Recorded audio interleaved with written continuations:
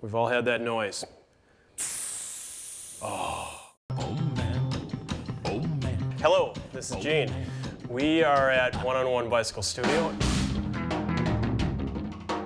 And we are going to talk about changing a flat tire.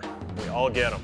There's two ways to do this. One is pull out the phone, make the phone call, come and get me. The other one is fix it yourself. So, we all have a bag. We're going to go through what's in the bag and what you should always carry. Number 1, inner tube. Number 2, repair kit. Number 3, pump. And if it's going to take a while, a beverage. Repair kit. It's got everything you need. Your wrench to take the wheel off. Most important, tire levers to remove the tire. And if needed, patch kit. First thing you do is wrench on the wheel. Some are quick release, but today a lot of people use a bolt-on for security reasons. You can buy these at any bike shop. Lift up the front by the handlebars, take off the wheel, lay the front end down. Okay, where's the hole? It's somewhere in here. First thing is inspect the tire, see if anything's stuck in it. I haven't seen anything. Now I'm going to remove it. Tire levers are like spoons, and it's all about getting it in there and prying it off. It'll take you a few tries to learn how to do it this proficiently. Hold it with your legs, push off with your thumb, roll it off. Take the tube out. Find out where the flat is. Oh, it's right here. If you can't find it, run your finger on the inside of the tire until you slash your finger or you see it where it is. Oh, there it is. Pull it out. Throw it back on the bike path or the street so somebody else can get a flat. Next thing is get your tube out. Put a little air in it. And carefully put it inside the tire. This can be a little frustrating at times, but like I said, the more you do it, the better you get at it. There you go. Find the valve. Put it in like that. Thumbs.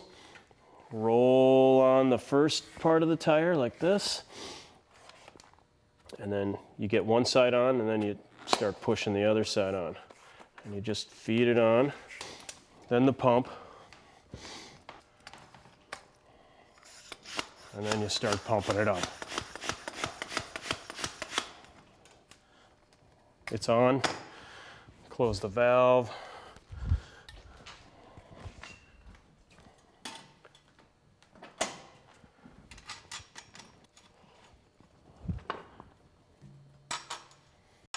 Make it nice and snug.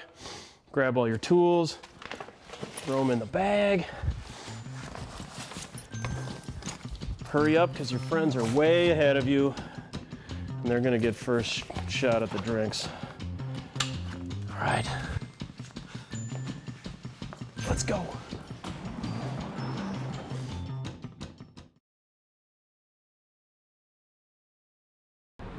Other cities throw races, but cold weather race, this many people, doesn't happen anywhere else. There is never, to the best of my knowledge, another event like this in the entire world. Had to do a little training before the race. About a month and a half previous, I had been drinking pretty heavily on a consistent basis, and I think that kind of helped me out. Stupor race. Usually consists of about 12 to 13 stops. Drinking at every stop. There's also a speed category, and it's usually a little bit longer, more stops, a little bit more intense on the mileage. Weather conditions have been as warm as in the 40s and very slushy to well below zero with a double-digit wind chill on top of that. This year was a 3 manifest race as opposed to years previous it was 1 long manifest, so when you get it, you got a chance to route out the whole race and you knew what you were doing. This year they kind of threw a monkey wrench in it. It's 3 different manifests and you had to complete 1 to get to the next stage, complete that to get the 3rd manifest. You don't get your route until about a half hour to an hour before you start. So you have to really be on top of your game in order to route that all out.